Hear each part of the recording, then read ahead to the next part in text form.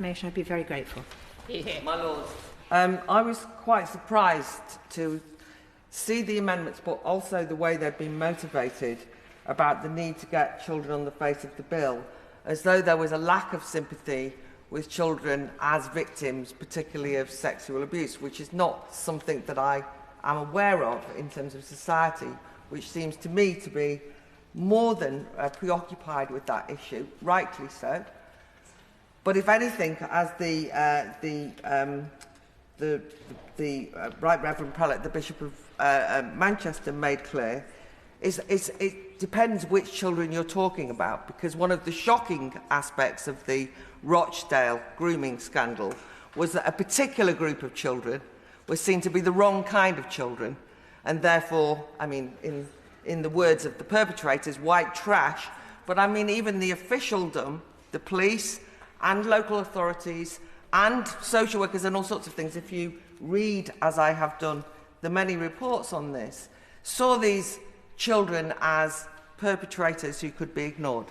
So, but in general, society is horrified, it seems to me, at child abuse in general, but it depends which children. But I didn't know that we needed to get the idea of children's victims on the face of this kind of a bill in order to be sympathetic to children as victims myself. So I'm a bit confused about the entire necessity of that. The second thing, however, I'm open to being convinced. The second question I wanted to ask, I, as it happens, completely agree with Baroness Jones of Moulscombe about her horror at child spies, and I share that point of view as well.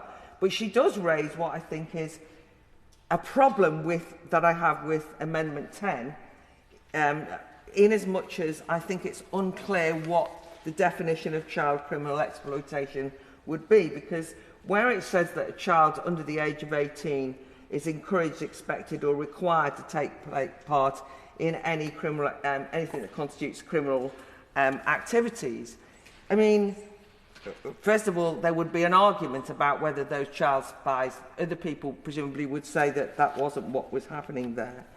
But I do think there's a danger when we say, particularly that wording, encourage, expected, required, is very loose in terms of problems we might well have with agency in terms of young people.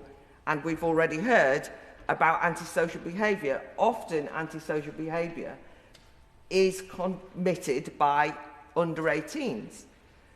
Knife crime, often committed by under 18s. And whether there is a danger in our attempt at fighting genuine exploitation of children to force them into criminal activity, that we don't end up in a situation whereby young people who, I'm afraid, can, on occasion, be responsible for crimes are able to say they didn't do it because they were encouraged or put under pressure and so on. So I'm just worried about the wording there. Now, finally, in this group, and this is not something I like doing because I have enormous respect for the noble Lord Hunt, but I absolutely disagree with his amendment on verbal harm.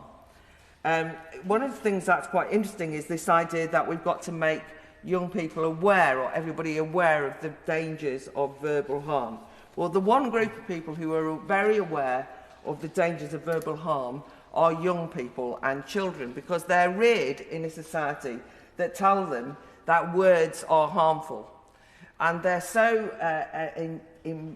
embroiled in that notion that, as we know, they will say that they are victims because of words that have been said to them.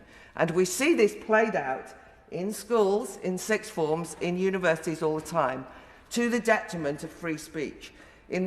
People might think that's glib, but I constantly am involved in arguing the point with young people who say that words are as harmful as fists, as knives, as anything else, and will say that they should, for example, not be exposed to certain words, certain individuals saying certain words, because they're just as harmful as criminal activity and so on. So I actually do not want this bill to give even more succour to this idea that words, which are often opinions that people don't like, are harmful.